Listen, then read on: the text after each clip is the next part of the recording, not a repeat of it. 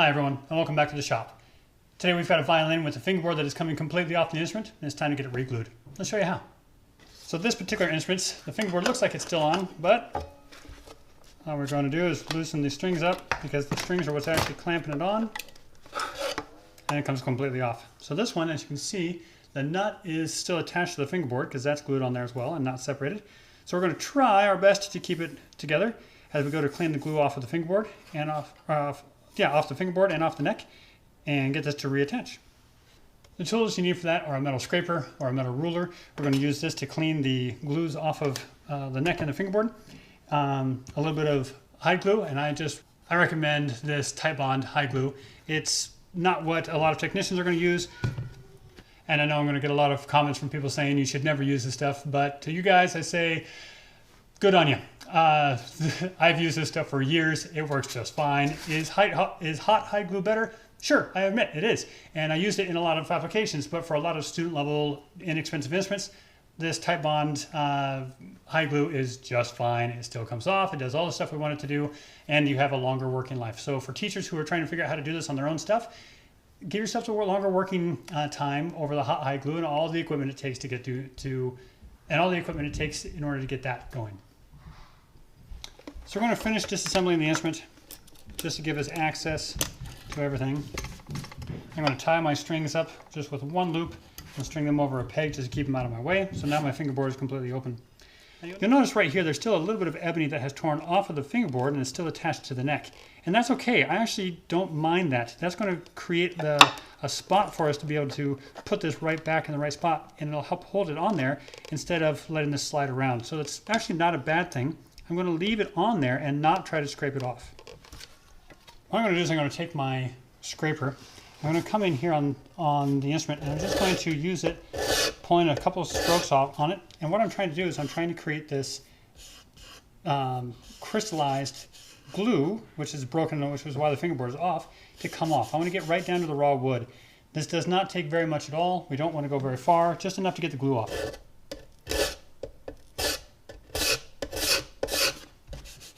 Normally in my shop I'd have this in a vise and clamp down so I could scrape into it and go a lot faster. But I want to show you guys how to do it just on your desk at school or something like that to make it really easy. So is it as stable as I would want it to be? No, but just put your other hand on top of it and it'll work out just fine.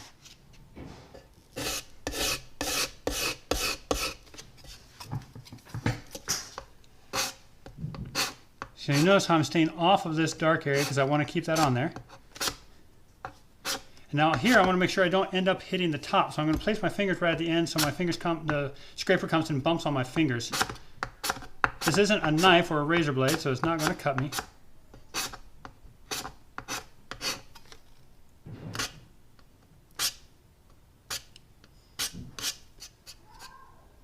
I'm going to just do one light scrape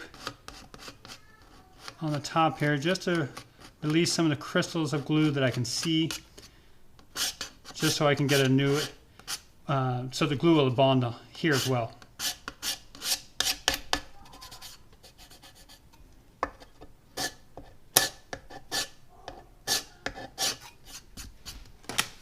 That's it. That's all for the neck. We're going to do the exact same thing with the fingerboard.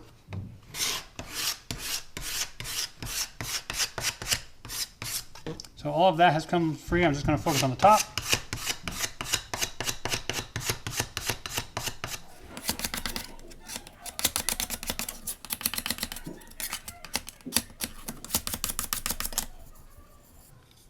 And now that's completely clean. You'll notice the fingerboard tapes that are on this one, they're kind of shiny glossy black. They come clear down here to the side. I actually want to get rid of that just a little bit. I'm going to try to leave it on so the teacher doesn't have to work quite as hard to completely replace them. I'm just going to take my razor blade. I'm going to cut them back just a little bit off the edge and tear that piece back. That way this doesn't get involved in my glue up at all. I can get a hold of it. There we go.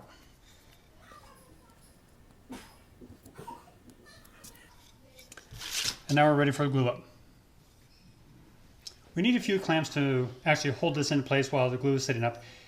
There are these blocks that are available that will go in underneath the neck, and it has a curvature of the neck cut into it, so it can actually cradle around the neck and hold it. What it does, it gives you a flat spot on the back to put a clamp against, and then the fingerboard being a fairly flat surface on the top, whereas the back of the neck is really rounded. So they come in handy. Are they necessary? No, but they're handy. So I'll show you with and without it. So that would go in about that place. Our fingerboard would be about here.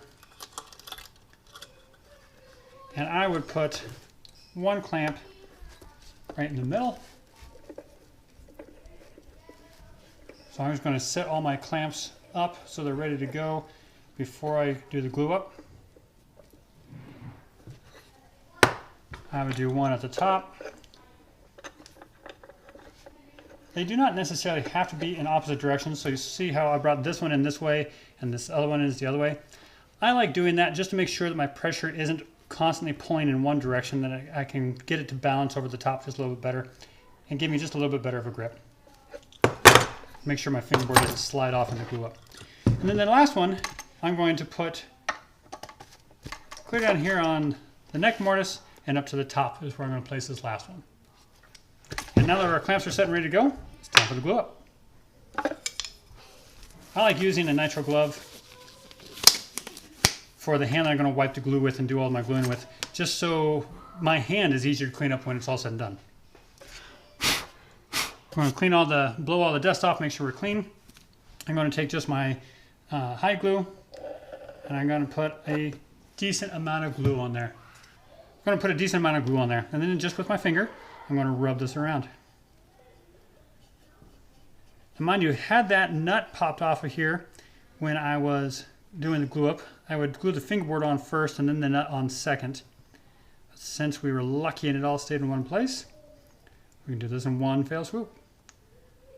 So there I've got it all spread around. I'm going to go ahead and wipe off the excess that I can see right now. Then I'm going to take my jar of water that I've got and just rinse my fingers off. Hide glue is water soluble, so it will wash up in water really easily. I'm going to take my fingerboard, put it back in place. Normally I would line it up with the peg box here and with the edges. And again, that piece there is helping keep everything in place. I'm going to come in here.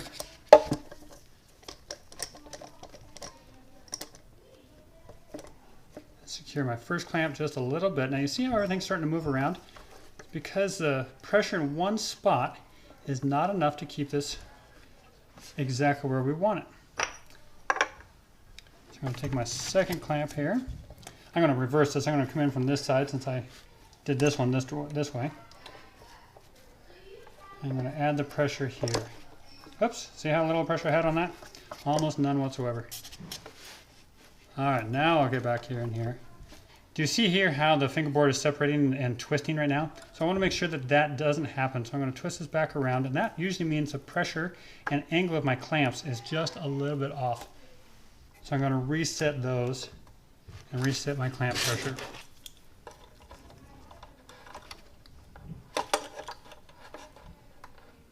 Right now I'm using these two fingers, my thumb and my middle finger.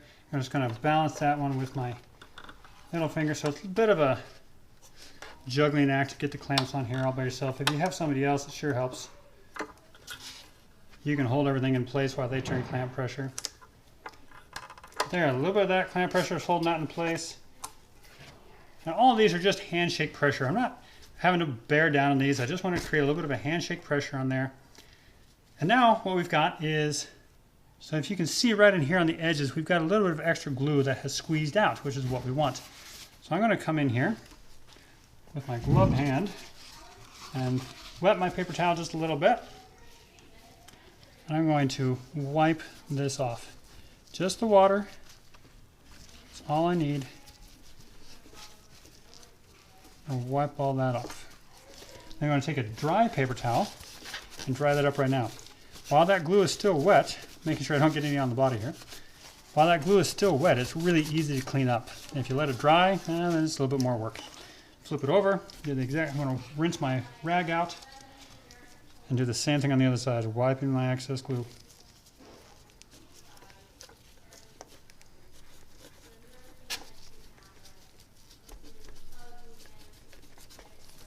And dry it off.